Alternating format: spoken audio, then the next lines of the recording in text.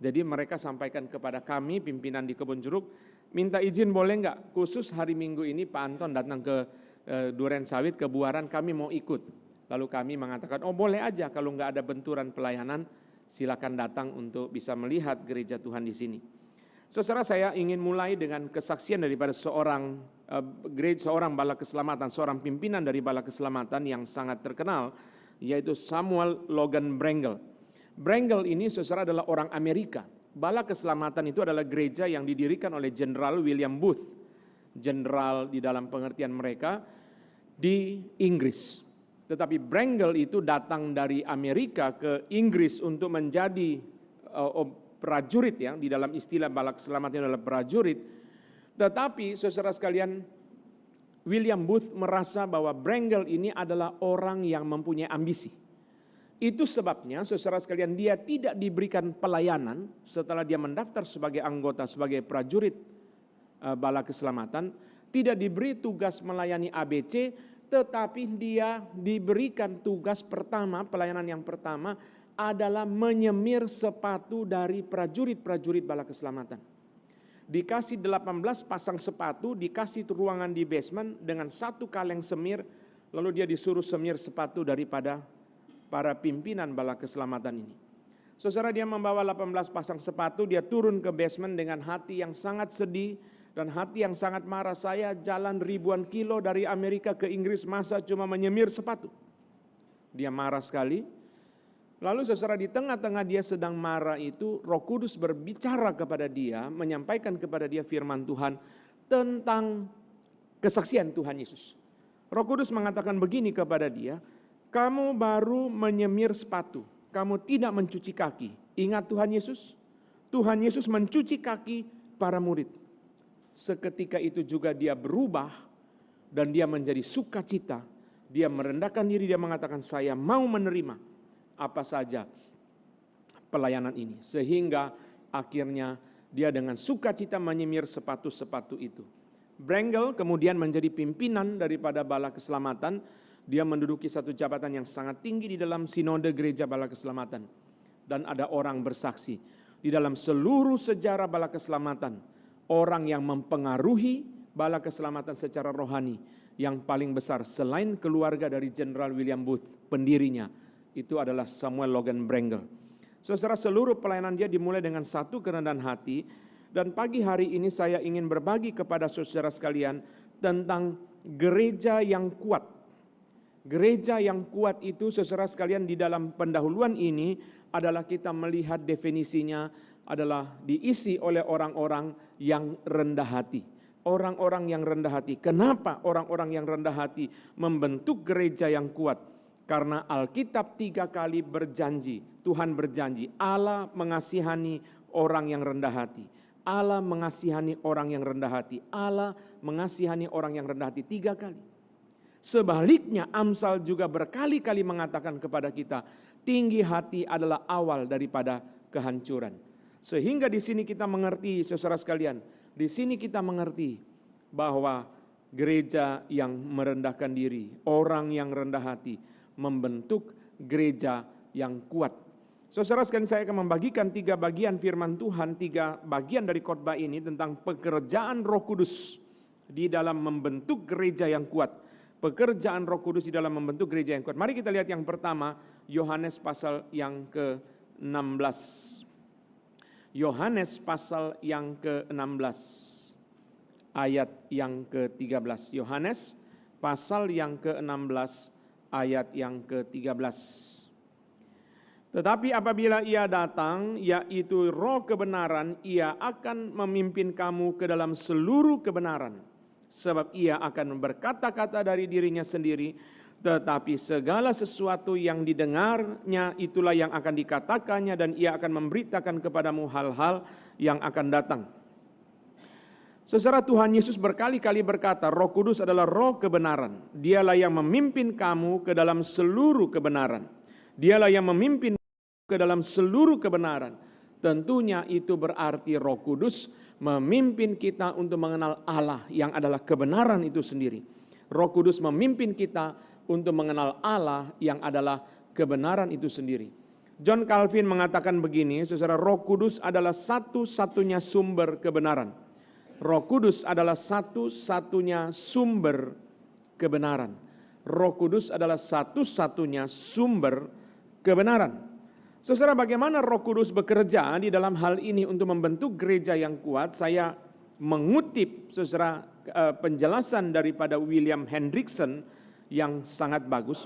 William Hendriksen mengatakan, saudara, Roh Kudus memimpin gereja ke dalam seluruh kebenaran, berarti Roh Kudus tidak memakai external weapons. Roh Kudus tidak memakai senjata di luar. Saudara lihat ya, gereja yang lemah salah satu cirinya adalah memakai kekuatan eksternal. Kuasa uang, kuasa militer, kuasa kekerasan, kuasa politik dan sebagainya. Gereja yang kuat, saudara, itu memakai invisible weapons, memakai senjata yang tidak kelihatan. Firman Allah, kasih Kristus, kuasa Roh Kudus. Roh Kudus tidak bekerja dengan external weapons, tidak bekerja dengan senjata yang di luar. Tetapi saudara, Roh Kudus menanamkan kebenaran itu di dalam hatinya. Di dalam hati daripada orang percaya. Itulah yang membentuk kita menjadi gereja yang kuat. Kenapa, saudara? Karena gereja yang kuat di dalamnya orang-orang itu melakukan segala sesuatu karena mereka mengerti kebenaran. Mereka mengerti kebenaran. Powernya itu adalah power kebenaran yang ada di dalam hati mereka, yang ada dalam pikiran mereka, yang ditanamkan oleh Roh Kudus. Itu yang membuat mereka menjadi kuat. Mereka mengertinya. Coba saudara bayangkan ya, satu pikiran yang simple, saudara. Misalnya begini, kalau orang demo, lalu kita tanya sama dia, kamu demo menentang apa? Wah, saya enggak tahu. Loh, kamu kan enggak tahu kok bisa ikut? Ya, saya diajak aja. Diajak sama siapa? Sama teman saya. Oke, mana temanmu? Coba sini. Kamu demo menentang apa? Enggak tahu. Loh, terus kenapa bisa ada? Saya diajak. Diajak sama siapa? Sama itu. Teman itu, panggil lagi. Kamu demo menentang apa? Katanya menentang gaji DPR. Ya, oke. Sekarang kita tanya, jadi gaji DPR itu naik apa turun? Saya enggak tahu, pokoknya gaji DPR saya tentang. Saudara sekalian, gerakan seperti itu akan gampang loyo. Kenapa? Tidak mengerti apa yang mereka kerjakan. Tetapi kalau mereka mengerti dan mereka memegang itu betul-betul dengan teguh, saudara, mereka mengerti yang mereka perjuangkan dan mereka memegang itu dengan teguh. Senjata uang tidak mudah menghentikan mereka. Kenapa? Mereka mengerti. Senjata datang, dia tetap maju. Uang datang, dia tetap tolak, dia tidak mau. Itu menjadi sulit sekali.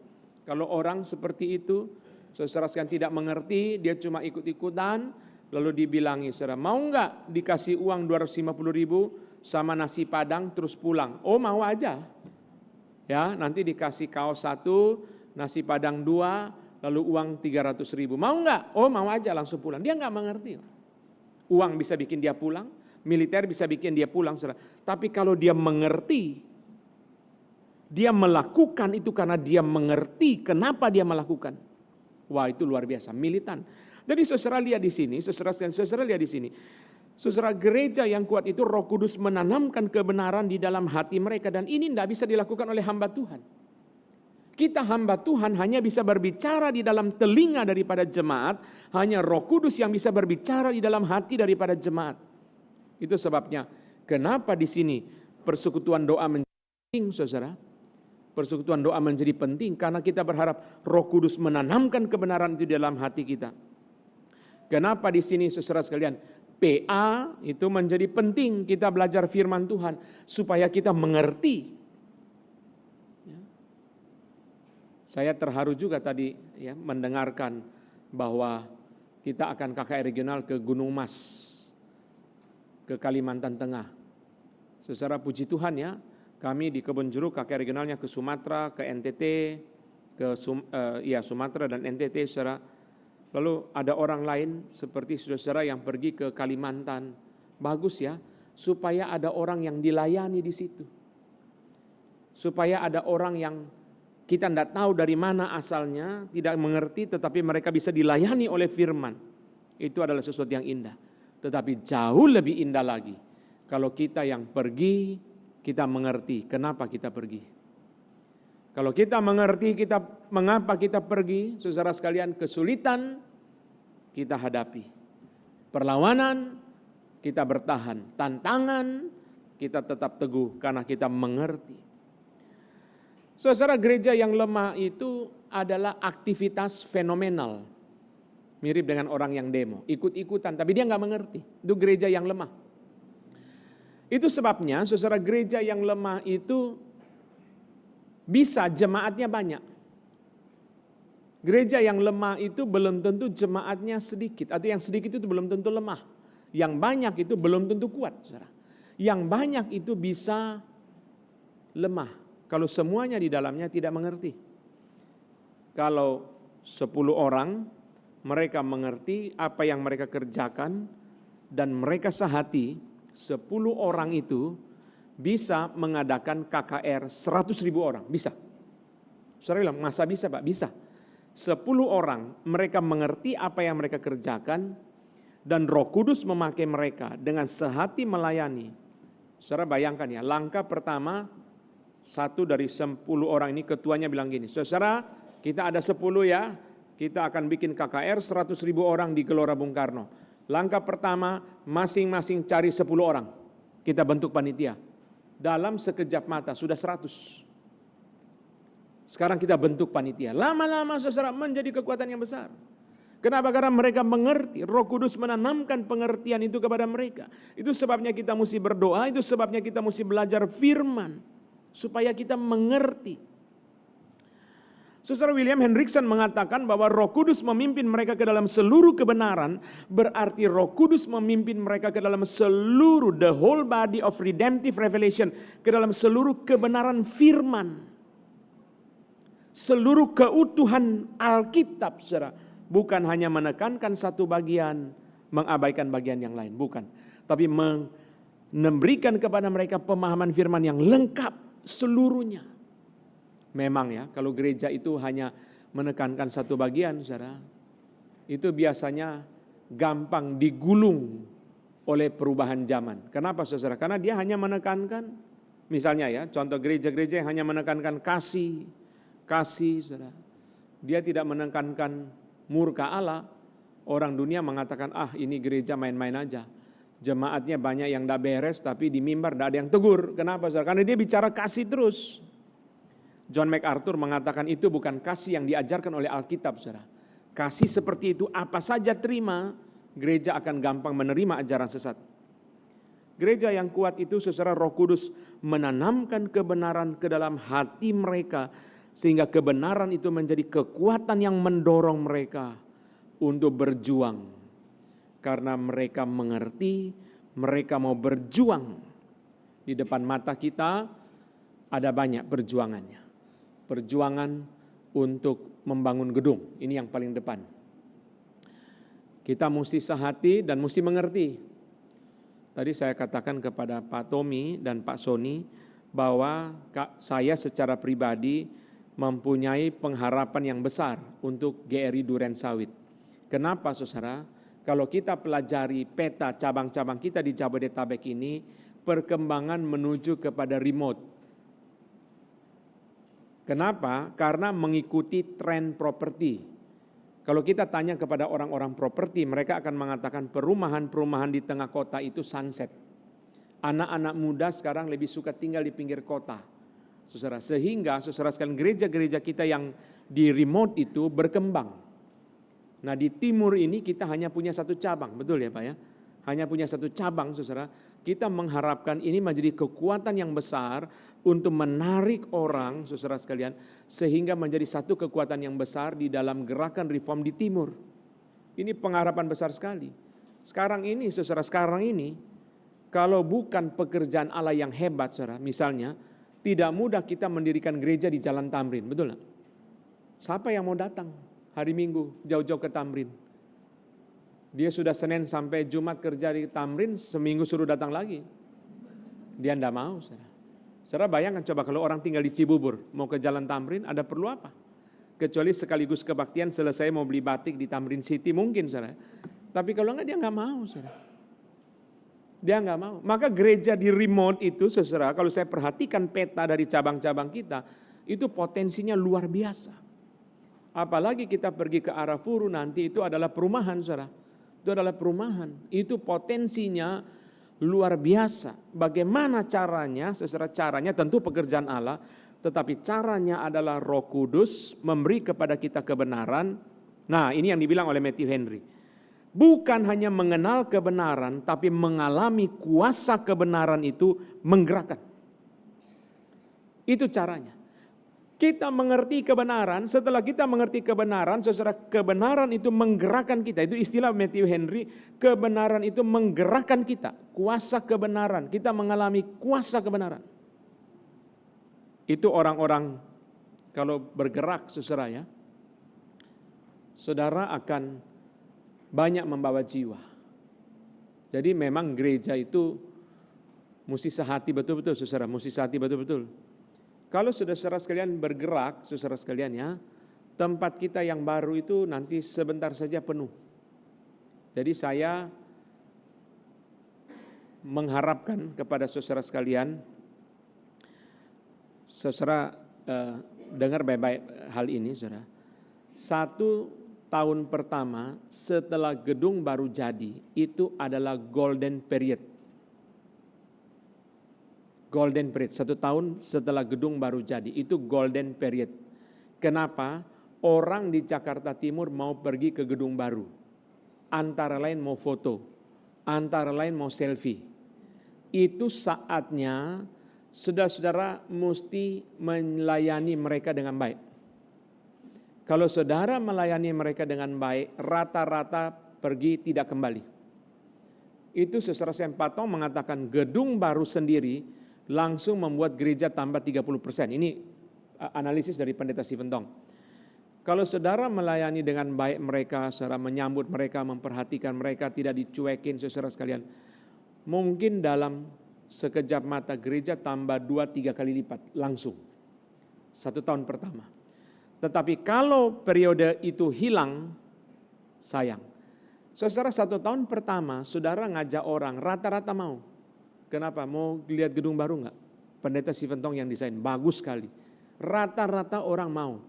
Orang lewat lihat gedung langsung berhenti dia foto. Lalu dia tanya sama satpam di situ, ibadahnya jam berapa? Oh jam 10. Lalu minggu dia datang. Tapi minggu dia datang dari dia datang sampai dia pulang, tidak ada yang nyambut, datang dicemberuti, pulang dicuekin. Emang gue utang apa ya? Wah, saudara, nanti dia itu yang menjadi counter marketing untuk gereja kita. Wah, jangan ke gereja itu. Datang dicuekin, pulang datang tidak dicemberutin, pulang dicuekin. Nah, jadi saudara, kebenaran itu masuk ke dalam hati kita, menggerakkan kita. Menggerakkan kita sehingga kita bergerak.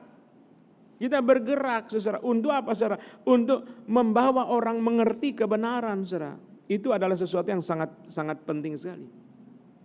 Matthew Henry mengatakan, saudara, ketika Roh Kudus memimpin kita ke dalam seluruh kebenaran, Roh Kudus memimpin kita juga, saudara sekalian, ke dalam dari kebenaran yang sederhana kepada kebenaran yang mendalam. Ini gereja yang kuat. Gereja yang kuat itu jemaatnya tidak boleh mengerti kebenaran hanya itu-itu saja. Harus bertumbuh ke dalam kebenaran-kebenaran yang mendalam. Sehingga mereka bisa menghadapi persoalan-persoalan dalam hidup yang diselesaikan dengan kebenaran. Pendeta Stephen Tong mengatakan bahwa setiap gerakan yang penting di dalam sejarah selalu memiliki teori yang kuat dan konsisten. Memang betul ya, saya pernah studi mengenai gerakan-gerakan mahasiswa itu, saudara. Gerakan-gerakan mahasiswa di dunia itu, saudara, yang betul-betul gerakan mahasiswa ya, bukan massa yang anarkis, itu kebanyakan mempelajari filsafat, saudara. Kebanyakan. Tahun 60 itu gerakan yang terkenal di Eropa, gerakan mahasiswa tahun 60 itu salah satu gerakan mahasiswa yang paling populer. Saudara, mereka belajar filsafat. Saudara perhatikan satu fenomena di dalam negara kita. Semua founding fathers belajar filsafat. Soekarno, Hatta, Syahrir, Yamin, semua belajar filsafat. Saudara. Kenapa? Karena teori yang kuat itu menggerakkan mereka untuk bertahan. Diserang dia ada jawaban, diserang dia ada jawaban, ada kesulitan dia ada jawaban, ada masalah dia ada jawaban. Jadi saudara perhatikan ya, Pendiri-pendiri bangsa kita itu semua belajar filsafat. Supomo, semua belajar filsafat. Mereka mengerti pemikiran yang mendalam. Itu sebabnya saudara, memang ya kalau gereja itu mau menjadi gereja yang kuat saudara, yang bertumbuh itu tidak boleh hanya orang-orang itu. Itu sebabnya yang ikut PA hari Jumat ya, itu nggak boleh orang-orang yang itu saja. Yang ikut PA mesti banyak orang mau belajar. Ayo mari kita belajar, mari kita memperlengkapi diri. Waktu saudara datang kepada PA, saudara belajar firman, lalu saudara sekalian juga kemudian membangun persekutuan satu dengan yang lain. Selalu ingat pesan saya pada hari ini. Kita menjadi kekuatan, kita dipanggil oleh Tuhan menjadi kekuatan yang besar untuk memenangkan Jakarta Timur. Amin. Saudara punya opportunity, the only. Satu-satunya cabang kita di Jakarta Timur. Kita punya di Harapan Indah itu Bekasi, kita punya lagi di Cikarang itu adalah juga Bekasi, saudara ya, lebih jauh lagi ya, beda area. Ini kesempatan untuk kita bisa menjangkau mereka, kesempatan saudara untuk bisa memenangkan mereka. Memang gereja perlu sangat sehati dan perlu sangat militan. Nah, orang-orang yang militan dan sehati itu biasanya mereka bertumbuh di dalam kebenaran. Maka gereja yang kuat tidak harus dimulai dengan pekerjaan Roh Kudus yang menanamkan kebenaran di dalam hati kita, sehingga kita mau bergerak. Kebenaran yang menjadi senjata kita, bukan external weapons, tetapi senjata kita untuk kita mau bergerak. Kalau kita sudah mengerti kebenaran, kita mau berjuang bersama-sama. Mungkin suatu hari ya, kita bisa bikin pemetaan. Mari kita bikin pemetaan Jakarta Timur ini. Siapa yang menjangkau daerah ini? Cari di situ. Ada orang yang bisa kita ajak nggak? Ada banyak orang yang bisa dijangkau sebenarnya. Ada banyak sekali orang. Mulai dari mana? Mulai dari kita sendiri dan keluarga kita. Saya bersyukur sukacita kalau pergi ke satu cabang, saudara lalu bertemu, lalu misalnya bertemu siapa gitu loh, dia, Pak, puji Tuhan ini ipar saya, ini mertua saya, ini adalah adik ipar saya, kami 12 orang Pak. Wah itu indah. Kami 12 orang. Jadi mulai dari satu keluarga, Tuhan gerakan saudara menjadi 12 orang datang. Ini seluruhnya adik saya Pak, 4 orang. Lalu istrinya, lalu mereka bawa lagi mertuanya. Rame-rame kami beribadah di sini. Kenapa? Karena kami setelah kebaktian di sini, kami mau pergi makan. Wah itu indah, kami mau cari saksang ya. Rame-rame, jadi kita mau pergi makan rame-rame. Kalau itu terjadi saudara sekalian, pasti tempat ini tidak muat. Tempat yang baru sebentar lagi tidak muat.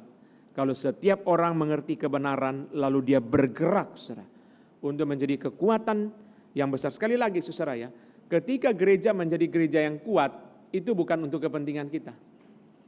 Kalau GRI Duren Sawit menjadi GRI yang kuat saudara, kita dipakai Tuhan merintis di tempat lain.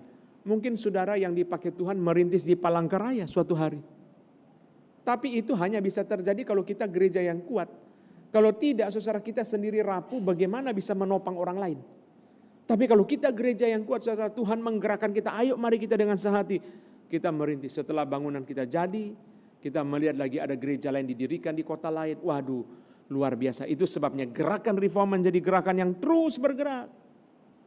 Hal pertama adalah Roh Kudus menanamkan kebenaran, menjadikan kita gereja yang kuat. Kedua, saudara, yang kedua, Roh Kudus bekerja, pertama menanamkan kebenaran. Kedua, Roh Kudus bekerja di dalam membangun kasih. Membangun kasih, ini hal yang kedua. Roh Kudus bekerja di dalam membangun kasih. Kasih saudara satu dengan yang lain. Kemarin Pak Tong di dalam penutup dari Speak mengatakan, ketika kita saling mengasihi, dunia akan tahu bahwa kita adalah murid Kristus. Tetapi saya mau mulai dengan beberapa bagian. Mari kita lihat Efesus pasal yang ketiga. Efesus pasal yang ketiga. Efesus pasal yang ketiga. Mari kita lihat saudara ya. Efesus pasal yang ketiga. Ayat 18 dan 19a. Aku berdoa supaya kamu bersama-sama dengan segala orang kudus dapat memahami betapa lebarnya dan panjangnya dan tingginya dan dalamnya kasih Kristus, dan dapat mengenal kasih itu sekalipun ia melampaui segala pengetahuan. Saudara sekalian, gereja yang kuat itu diisi oleh orang-orang yang mengerti anugerah Tuhan. Itu dulu, saudara. Kita berbicara tentang kasih kepada orang lain, kasih kepada jiwa-jiwa, harus dimulai dari kita mengerti anugerah Tuhan. Anugerah Tuhan itu apa? Saudara sekalian, anugerah Tuhan itu adalah satu hal yang saya ingin bagikan kepada saudara, the blood of Jesus, darah Yesus. Saudara, orang Kristen adalah orang yang terus-menerus sadar bahwa darah Yesus itu mahal. Ini kunci. Kunci daripada kasih kita kepada orang lain dan kasih kita kepada Tuhan harus dimulai dari kesadaran bahwa darah Yesus itu mahal. Saudara bayangkan, Wahyu pasal ke-5, kita tidak usah buka. Wahyu pasal ke-5 mengatakan, dengan darahmu engkau telah membeli mereka bagi Allah. Kita dibeli oleh Tuhan Yesus dengan darah yang mahal. Tanpa penumpahan darah tidak ada pengampunan dosa. Kita bisa diampuni dosa karena darah Kristus ditumpahkan.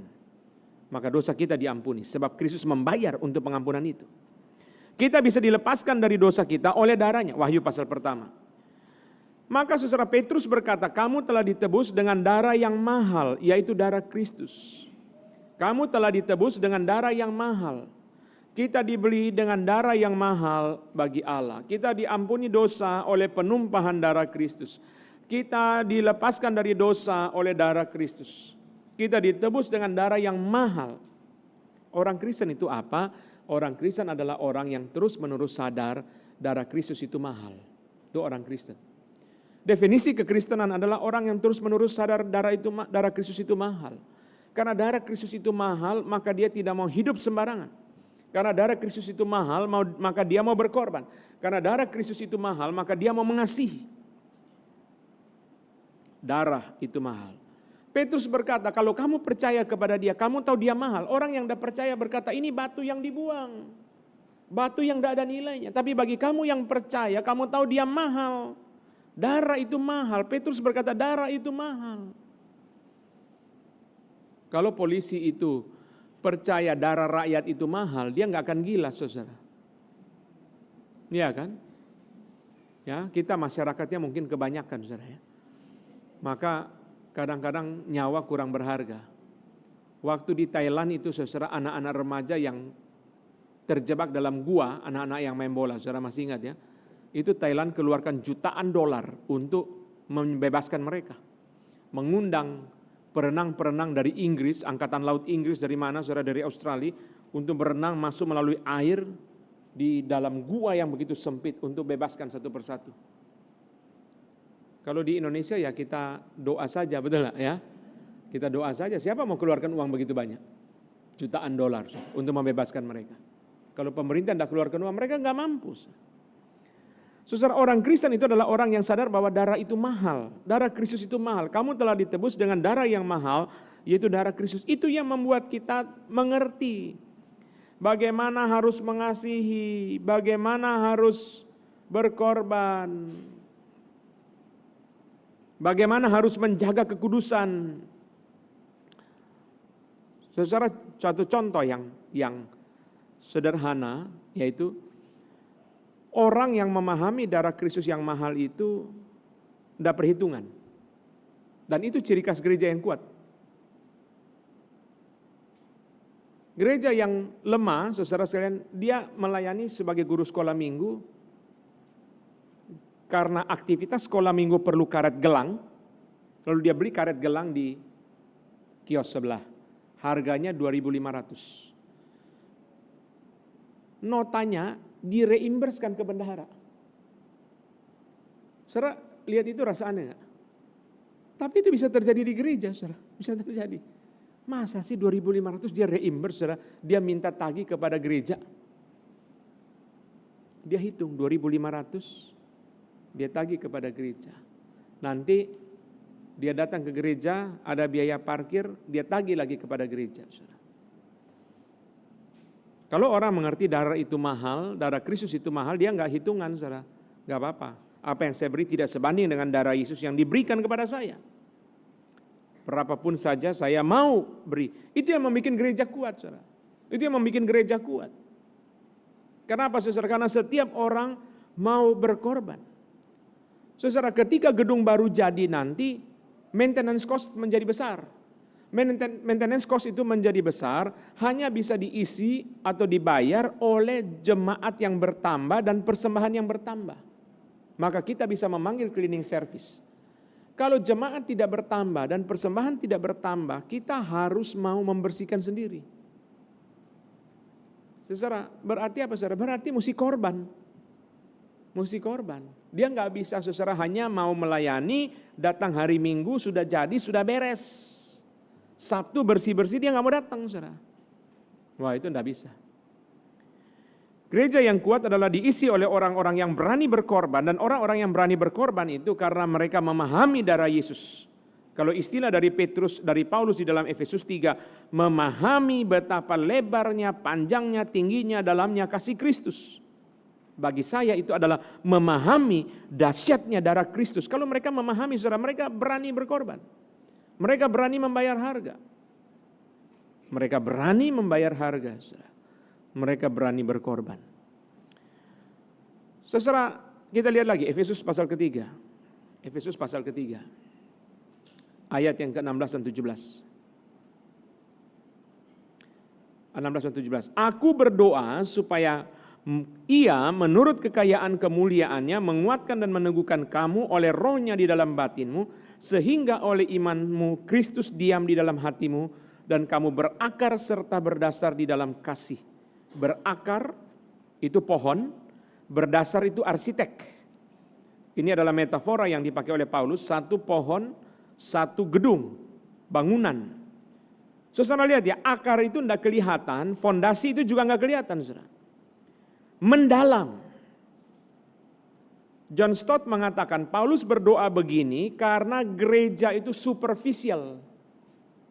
Superficial, cuma kelihatannya aja aktif, tetapi hatinya tidak diisi oleh kebenaran. Itu poin pertama tadi.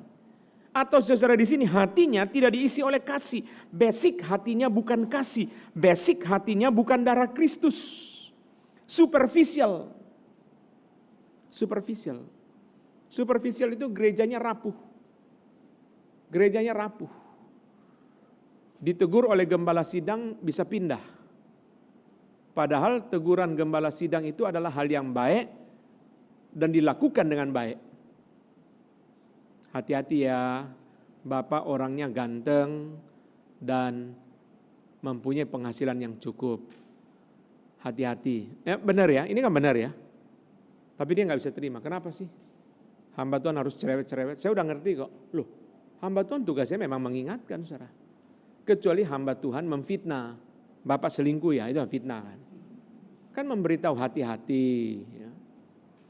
Tapi belum tentu semua orang mau diberikan begitu. Kenapa, saudara? Karena basic hatinya bukan darah Kristus. Basic hatinya bukan kebenaran Allah. Basic hatinya bukan kasih Kristus. John Stott mengatakan Paulus berdoa begini karena gereja itu superficial. Saudara lihat ya, berakar itu pohon, akar itu enggak kelihatan, saudara. Berdasar itu adalah gedung, bangunan, saudara, fondasinya, akarnya dan fondasinya seharusnya adalah kasih, dan itu hanya Roh Kudus yang bisa berikan. Hanya Roh Kudus yang bisa memberikan itu, saudara. Ketika basic hatinya kasih, saudara lihat ya, misalnya contoh paling jelas itu para misionaris. Para misionaris itu basic hati mereka kasih, itu sebabnya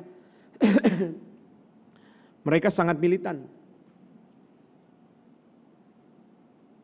Saya belakangan ini berkesempatan berkontak dengan lembaga-lembaga misi dan banyak misionaris, saudara. Kalau mendengarkan kesaksian mereka,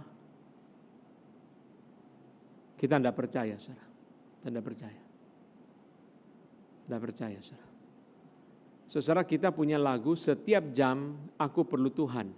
Kalau misionaris itu setiap detik, saudara. Setiap detik. Kenapa, saudara sekalian? Karena dia setiap hari main pingpong di rumahnya teroris, saudara. Setiap hari. Untuk menginjili mereka. Setiap hari. Setiap hari. Saudara, itu hanya slip of tongue saja. Dia selisip lidah, mati dia. Saudara. Setiap hari itu saudara, dia mainannya itu bukan di rumah orang Kristen. Saudara. Setiap hari mainannya itu di rumahnya teroris. Sampai ada misionaris itu bersaksi, saudara ya. Dia cerita, saya sampai diceritain semua rahasia mereka. Jadi ketuanya bilang, dari pintu langkah berapa dia sudah tahu. Yang masuk itu wartawan, polisi, atau anggota. Pegang gelas itu dia sudah tahu. Dari cara pegang gelas dia sudah tahu. Ini anggota atau bukan anggota. Dia diajari sama mereka, saudara. Ini anggota bukan anggota, saudara. Istilah mereka, bahasa mereka, semua dia lancar. Itu misionaris. Bayangkan bisa sampai kayak begitu, saudara. Itu, waduh, kalau mereka di dalam situ, saudara, ada 20-30 orang, dia duduk sama mereka, saudara. Kalau mereka tahu dia itu hamba Tuhan, saudara, itu mati bulat-bulat, saudara. Mati di situ dan mungkin dicor di situ, tidak ada yang tahu kalau dia udah mati, saudara. Tapi setiap hari loh. Kenapa? Karena dia mengasihi mereka. Basic hatinya itu adalah kasih. Dia mengasihi mereka. Saya tidak takut dengan iman, saya pergi melayani mereka. Saya hidup dengan mereka setiap hari. Setiap hari. Saya datang alasannya apa? Main pingpong. Setiap hari untuk menginjili mereka. Saudara, Roh Kudus yang memberikan kepada kita pengertian akan darah Kristus, itu sebabnya kita rela berkorban. Roh Kudus yang menanamkan akar hati kita itu kasih, sehingga kita mau mengasihi seseorang, mengasihi Tuhan, mengasihi orang lain, karena akar dan dasar itu adalah kasih. Basic hati kita adalah kasih. Itu gereja yang kuat. Mari kita baca lagi 1 Korintus 16. 1 Korintus pasal 16. 1 Korintus pasal ke-16 ayat ke-13 dan 14. Saya bacakan. Berjaga-jagalah, berdirilah teguh dalam iman, bersikaplah sebagai laki-laki dan tetap kuat. Lakukanlah segala pekerjaanmu dalam kasih. Secara ringkas ayat ini diterjemahkan menjadi begini. Jadilah dewasa, yaitu ciri khas orang Kristen yang dewasa adalah mengasihi. Itu artinya ayat ini. Paulus menasihati jemaat, jadilah dewasa. Bersikap laki-laki itu maksudnya jadilah dewasa. Dan ciri khas kedewasaan itu adalah kasih. Orang yang dewasa itu adalah orang yang mengasihi, dan ini ciri khas daripada gereja yang kuat, saudara. Gereja yang kuat itu perasaan kita, gengsi kita kesampingkan, saudara, untuk pekerjaan Allah. Untuk pekerjaan Allah, saudara, untuk pekerjaan Allah. Anthony Tisselton mengatakan begini, saudara. Bagus sekali penjelasan dia ya. Menurut dia, dua ciri kekanak-kanakan. Paulus suka menggunakan dua ciri kekanak-kanakan menurut dia. Pertama, orang Kristen yang anak-anak itu memiliki self-centered concern, memikirkan dirinya sendiri. Saudara lihat anak-anak ya, anak-anak itu kalau dia minta apa, dia nggak pernah pikir orang tua punya uang. Pokoknya sekarang ini juga harus ada mobil remote, kalau enggak aku enggak mau sekolah. Dia pikir enggak papa mama punya keuangan? Dia enggak pikir. Dia enggak pikir dirinya sendiri, apalagi pikir orang lain. Orang yang kekanak-kanakan itu salah satu cirinya, kata Anthony Tisselton, adalah self-centered concern, memikirkan dirinya sendiri. Sekarang saya sudah lapar di jalan tol. Papanya itu lagi mikir, uangnya cukup apa enggak? Apa kita sampai rumah nenek baru makan? Papanya lagi mikir, bensin mau habis, sekarang harus cari pom bensin dulu, jangan makan dulu. Tapi dia dari tadi ribut terus, pokoknya mesti makan. Jam berapa ini makan? Maunya makan jam berapa? Nah, orang Kristen bisa begitu juga, bisa. Pokoknya yang dia pikirkan adalah kepentingan dia. Dia tidak memikirkan kepentingan gereja, dia tidak memikirkan kepentingan orang lain. Pokoknya yang dia pikirkan adalah kepentingan dia. Dulu Pak Tong cerita pernah suatu waktu Pak Tong masih keliling-keliling khotbah ke kota-kota itu, saudara. Lalu Pak Tong cerita di salah satu kota begini. Saudara-saudara, saya tidak akan keliling lagi, ya. Saya akan berkhotbah saja di satu tempat, lalu saudara terima relay. Setuju? Dah setuju, nggak setuju. Tapi begitu sampai di Hong Kong mereka setuju. Wih, di kota lain semua nggak setuju, tapi di Hong Kong setuju. Setujunya apa? Pak Tong khotbah di Hong Kong, relay ke tempat lain. Saudara. Oh, makanya dia setuju. Dia yang lain nggak setuju, kenapa? Karena yang lain pikir Pak Tong khotbah di Jakarta, relay ke Singapura. Pak Tong khotbah di Jakarta, relay ke Kuala Lumpur, relay ke Taipei. Maka mereka nggak setuju, tapi Hong Kong bilang setuju. Setujunya apa? Pak Tong khotbah di Hong Kong, yang lain relay. Ya dia pikir dirinya sendiri, saudara. Jadi saudara sekalian, orang Kristen juga bisa begitu loh. Kita juga bisa begitu. Saudara juga bisa, saya hamba Tuhan juga bisa begitu. Saya sendiri juga bisa memikirkan diri saya sendiri. Gereja yang isinya orang-orang seperti ini, kita sulit menjadi gereja yang kuat, saudara. Kenapa, saudara? Kita pikir diri sendiri. Bagus gedungnya, tetapi pakai AC, nggak ada yang perhatiin, saudara. Boros, sudah boros, nggak dimatikan, maintenance cost-nya menjadi besar. Ya. Pak Tong pernah tegur itu bule-bule yang datang ke RMC itu, saudara. Dia mau ketik-ketik di komputer, buka satu ruangan kelas, nyalain AC sendiri. Pak Tong bilang, you tahu, you mesti pikir, mahal, itu ada ruangan lain, banyak meja di situ, you duduk rame-rame dengan orang lain. Kenapa you harus sendiri? You tidak meeting, you tidak doa.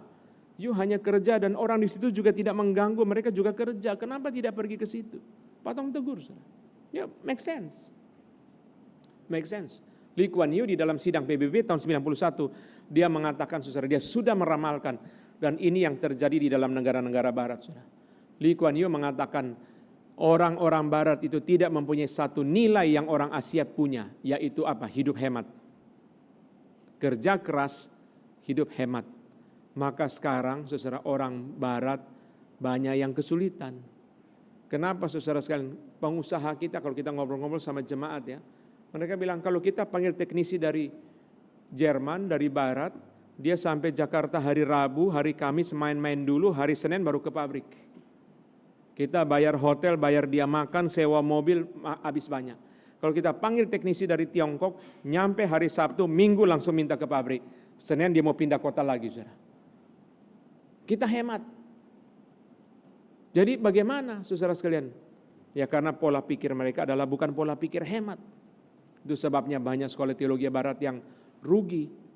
Kenapa, saudara? Mahasiswanya 100, stafnya juga 100. Gimana enggak bangkrut, saudara? Kalau kita, saudara sekalian, all round, ya, termasuk hamba Tuhan. Tadi dibilang, Pak Tommy yang desain ini brosur, saudara. Ya termasuk hamba Tuhan, semua squeeze. Itu yang bikin gereja bertahan, saudara. Nah, biasanya orang Kristen yang dewasa, dia pikirkan orang lain. Dia tidak hanya memikirkan diri sendiri. Dia pikirkan orang lain. Bagaimana bisa menampung orang lain. Ada satu cerita mengenai seorang di dalam satu gereja. Ini diceritakan oleh Philip Yancey ya. Philip Yancey itu gereja baptis kalau saya tidak salah di Amerika, saudara. Jadi saudara sekalian, di dalam gereja dia itu ada satu anak muda yang pikirannya agak kurang berkembang. Tapi jemaat, saudara. Jadi di dalam gereja dia itu, saudara sekalian, kalau mereka punya doa syafaat, beda sama kita. Doa syafaat mereka itu begini, saudara. Pendeta mata, mari kita semua tutup mata, kita doa syafaat. Jemaat itu yang mengucapkan pokok doa, ya siapa saja, satu doa, lalu semua jemaat jawabnya begini, Tuhan kasihanilah kami. Lalu nanti ada yang teriak dari belakang, Tuhan kasihanilah orang-orang Jepang yang mengalami gempa bumi. Lalu semua jemaat jawab, Tuhan kasihanilah kami. Nah celakanya sistem doa ini, kena anak yang agak koslet pikirannya, dia doanya begini, Tuhan terima kasih karena Whitney Houston sangat cantik. Semua di dalam gereja diam, tidak ada yang berani jawab, saudara. Waduh, Akhirnya karena sudah tradisi, pendetanya terpaksa dengan berat hati jawab, "Ya Tuhan, kasihanilah kami." Suatu hari pendetanya umumkan, "Mari kita semua ikut melayani." Bapak Ibu tidak boleh hanya jadi jemaat biasa, harus melayani. Semua disuruh melayani. Oke, saudara lihat di layar pendaftaran pelayan, guru sekolah minggu, perkunjungan, ya, penginjilan rumah saya macam-macam, tim musik. Nah, karena gereja mereka pakai band, saudara, anak yang aneh ini juga daftar sebagai pemain gitar. Lalu saudara daftar sebagai pemain gitar, minggu depan diumumkan lagi sama pendetanya. Saudara-saudara yang sudah daftar, tolong perhatikan di layar ada briefing, ya. Jadi saudara lihat yang pengembalaan ruang apa, yang musik ruang apa. Lalu masuk, anak ini juga masuk ke ruang musik. Selesai briefing, kepala bagian musik lapor ke gembalanya, "Pak, dia daftar main gitar. Setelah kami tes, enggak bisa Pak. Berantakan. Gimana nih Pak? Tapi dia rindu melayani." Pendetanya pikir-pikir, nah ini saya enggak setuju tapi enggak setuju ya. Pendetanya bilang gini, "Udah, kasih dia melayani main gitar, ikutkan di grup band." Kan di band itu kan di gereja kan ada grupnya ya, grup 1, grup 2. Ikutkan dia di salah satu grup. Tapi kalau giliran dia yang main gitar, kabelnya dicabut dari ampli ya. Wah, jadi dia seru maju pakai dasi main gitar, wah gini-gini, wah seru. Tapi enggak bunyi, saudara. Enggak bunyi. Nah itu saudara, saya setujunya apa? Dia ingin menampung jemaat itu. Beri kesempatan. Cuma enggak setujunya jadi bohongin ya. Kalau dia akhirnya tahu ternyata enggak bunyi, saudara. Wah, gue ditipu dong sama gereja ya. Tapi mungkin saudara ya, dicarikan pelayanan yang lain.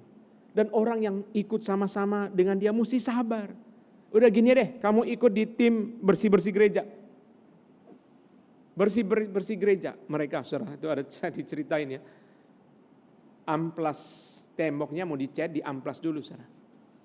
Lalu dia ikut sama orang-orang gereja amplas, ruko itu diamplas. Lalu satu orang bilang, kamu amplas yang ini ya. Maksudnya ini tuh sisi ini, saya sebelah sana saudara. Lalu orangnya amplas selesai.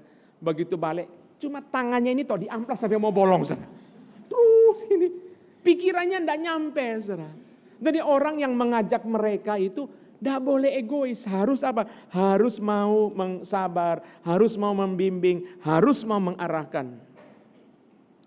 Hal yang kedua ya, Anthony T. Shelton mengatakan, orang yang kekanak-kanakan menurut Paulus itu punya satu ciri khas, ini yang sangat bagus sekali. Dia mengatakan begini, orang yang kekanak-kanakan itu punya kesukaan itu adalah short term gratification. Gratifikasi jangka pendek. Apa maksudnya saudara? Selalu pikirannya pikiran jangka pendek. Pikiran jangka pendek itu salah satunya adalah kepengen hadiah yang instan. Saudara perhatikan anak-anak ya. Anak-anak selalu suka junk food. Selalu suka junk food. Anak-anak selalu suka permen. Selalu pikirannya jangka pendek saudara. Dia nggak pikirkan yang jangka panjang. Dan kedua saudara, selalu kepengen hadiah yang instan. Dia kalau tantrum, saudara berikan HP, diam. Gereja juga bisa diisi oleh orang yang kekanak-kanakan seperti itu, saudara. Dia di gereja ribut. Kritik sana, kritik sini, protes sana, protes sini. Kenapa? Karena Pak Tommy belum pernah panggil dia pimpin doa di depan. Begitu sekali panggil doa pimpin doa di depan, mulai hari itu sudah tidak ada kritik. Masalah udah beres semua. Gereja sudah bagus. GRI Durensawit sudah sempurna. Itu namanya, kata Anthony T. Shelton, namanya gratifikasi jangka pendek. Yang dia pikirkan adalah kepentingan jangka pendek, kepuasan dia. Dia nggak pikirkan gereja. Mesti yang benar apa? Pak Tommy, kalau memang bukan harus saya yang pimpin doa, nggak perlu panggil. Nggak perlu panggil. Kalau bukan saya yang harusnya menjadi singers, nggak perlu. Beri orang lain yang lebih baik. Untuk Tuhan yang lebih baik. Biar saya di bagian yang lain. Itu namanya orang yang dewasa. Maka saudara, saya mau masuk kepada bagian yang terakhir. Ketika Roh Kudus menanamkan kebenaran dalam dasar hati kita, menanamkan kasih dalam dasar hati kita, maka hasilnya apa? Hasilnya itu adalah pertumbuhan jemaat. Mari kita membaca bagian yang terakhir. Kisah Para Rasul pasal yang kedua. Kisah Para Rasul pasal yang kedua. Pasal yang kedua, ayat 47. Kisah Para Rasul pasal kedua ayat 47. Sambil memuji Allah dan mereka disukai semua orang. Dan tiap-tiap hari Tuhan menambah jumlah mereka dengan orang yang diselamatkan. Mereka disukai semua orang. Mereka disukai semua orang itu adalah kesaksian. Kesaksian personal, kesaksian komunal. Ketika Roh Kudus menanamkan kebenaran di dalam hatinya, Roh Kudus menanamkan kasih di dalam hatinya, ada kesaksian yang keluar secara pribadi, secara persekutuan, secara gereja, ada kesaksian yang keluar. Saudara, keluar apa saudara? Mereka punya persekutuan. Itu sebabnya ada ahli menyebut satu istilah yang bagus sekali. Dia mengatakan gereja-gereja yang dipimpin oleh Roh Kudus itu bersifat infectious, menular. Menular, saudara. Mereka disukai oleh semua orang. Jadi kita masuk ke dalam gereja itu jangan pikirkan kepentingan kita sendiri. Saya maunya gereja harus begini. Saya maunya gereja harus ada kegiatan A. Setelah usul, cerewet. Setelah cerewet, maksa. Setelah maksa, akhirnya pengurus ikut dia rubah. Bikin kegiatan A, dia sendiri tidak pernah datang, saudara. Kita mesti memikirkan, saudara sekalian, bukan kepentingan kita, kepentingan orang lain. Pak Tong, kalau kita tanya ya, Pak Tong, KKR-nya mau jam berapa? Jangan tanya saya, yuk tanya pengurusnya. Mereka kalau jam sekian orang bisa datang enggak? Yuk ikut waktu saya, nanti enggak ada yang datang buat apa? Maka di Amerika, di West Coast, East Coast, karena mereka kerja di tengah kota, KKR-nya di pinggir kota, saudara, misalnya di Los Angeles, kadang-kadang kebaktiannya mulai jam 9 malam. Kenapa, saudara? Mulai jam 7 tidak ada yang datang. Jam 9 orang selesai bekerja di downtown, mereka naik kereta sampai di situ, sudah setengah 9, baru makan, baru pergi ke tempat KKR. Pak Tom bilang, jangan tanya saya, kita di Jakarta kadang-kadang kebaktian jam 5, jam setengah 7, kapin. Tanya mereka bisa jam berapa, bukan pikir saya, pikirkan mereka. Bukan pikirkan diri kita, saudara. Gereja yang Roh Kudus menanamkan kebenaran dan kasih di dalam hatinya, mereka akan mengalami, saudara, infectious, kata Witherington itu, saudara, menular, saudara. Istilah yang negatif, saudara ya. Tetapi Alkitab berkata mereka disukai oleh semua orang dan Tuhan menambah jumlah mereka setiap hari, saudara. Saudara perhatikan poin ini. Di dalam konteks pertumbuhan, dalam konteks ajaran yang benar, pertambahan jemaat adalah pekerjaan Roh Kudus. Di dalam konteks ajaran yang benar, pertambahan jemaat adalah pekerjaan Roh Kudus. Kalau ajaran yang salah, bisa rame itu kita tidak usah ngomong, saudara ya. Tetapi ajaran yang benar, kenapa? Orang tidak mau kebenaran. Tapi kalau ajaran yang benar diajarkan, orang masih datang, saudara-saudara. Itu luar biasa. Roh Kudus bekerja. Mungkin enggak suatu hari GRI Duren Sawit itu jemaatnya 500, 700, mungkin enggak? Mungkin, saudara. Bukan tidak mungkin, mungkin. Betul-betul kita menjalankan prinsip-prinsip firman Tuhan, bukan tidak mungkin. Itu adalah sesuatu yang sangat mungkin terjadi, bukan tidak mungkin. Di situ kita mau, saudara sekalian, untuk minta sama Tuhan, Tuhan bimbinglah kami. Kami orang yang bodoh, kebenaran ditanam dalam hati kami, kasih ditanam dalam hati kami. Ini dua aja. Seperti yang Yohanes selalu tekankan, kebenaran dan kasih. Hasilnya mereka disukai oleh semua orang. Saudara, sebelum bagi brosur ya, saudara doakan, Tuhan lembaran ini mau saya share kepada teman saya. Tuhan gerakan dia. Motivasi saya benar kok. Saya tidak merugikan dia, saya tidak mengambil uang dia, motivasi saya adalah jiwa dia dimenangkan. Motivasi benar, saudara doakan. Tuhan gerakan dia, saudara ajak Tuhan gerakan dia. Ada banyak orang yang setia mengajak orang, saudara. Sampai seorang yang diajak bilang begini, hari ini saya ikut kamu ke gereja. Loh, biasa nggak mau, kenapa kok sekarang mau ikut? Karena semua alasan saya sudah habis. Berarti orang yang mengajak tekun enggak? Tekun. Pertama kali datang, yang diajak di dalam kamar tidak mau keluar. Setengah jam dia pulang.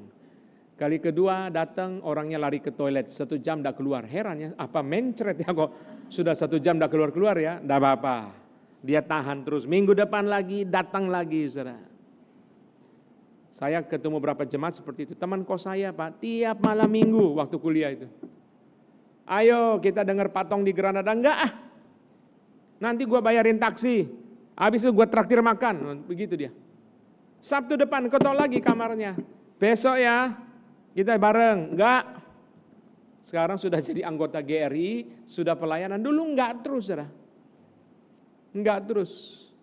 Bukan tidak mungkin saudara, ketika kita diisi oleh kebenaran, ketika kita diisi oleh kasih, dua itu kita sudah mengerti kenapa kita mempunyai hati yang mengasihi. Wah, kita mau bergerak saudara. Mau bergerak saudara, ajak mereka. Lama-kelamaan gereja, terus Tuhan tambahkan orang saudara. Ketika gereja tambah orang, menjadi gereja yang kuat, kita punya orang yang hatinya melayani, punya orang yang hatinya memberi persembahan. Kita mau terjun saudara sekalian. Wah, bukan tidak mungkin ya, GRI Duren Sawit dipakai Tuhan untuk melebarkan kerajaan Allah ke sana sini saudara. Banyak orang boleh dengarkan firman. Sungguh indah, sungguh indah.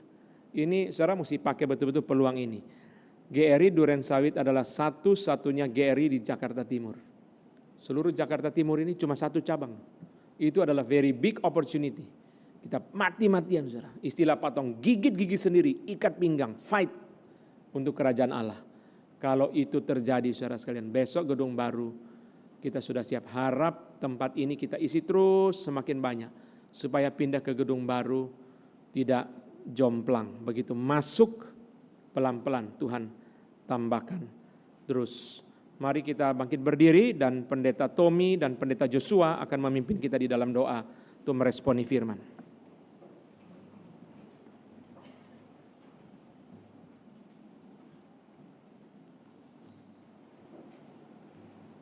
Kami berterima kasih Engkau menyapa kami dengan firman kebenaran. Kami terus berdoa supaya kiranya Bapa di sorga berkenan memberkati GRI Duren Sawit ini, di dalam semua pengurus, di dalam semua jemaat sungguh-sungguh mencintai kebenaran Tuhan.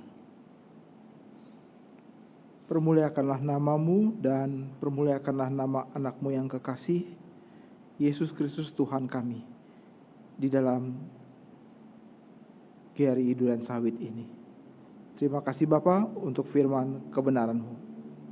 Dengar doa ini. Dalam nama Tuhan Yesus kami berdoa. Bapa di dalam surga, kami mengucap syukur di tempat yang baru ini ya Tuhan. Ketika kami melihat langit-langit dan ciptaan bintang-bintang di langit, siapakah GRI Buaran yang sederhana yang bisa pindah ke Duren Sawit ya Tuhan. Kami adalah gereja sederhana, dari tempat Buaran yang kecil dan sederhana sekarang ke Duren Sawit.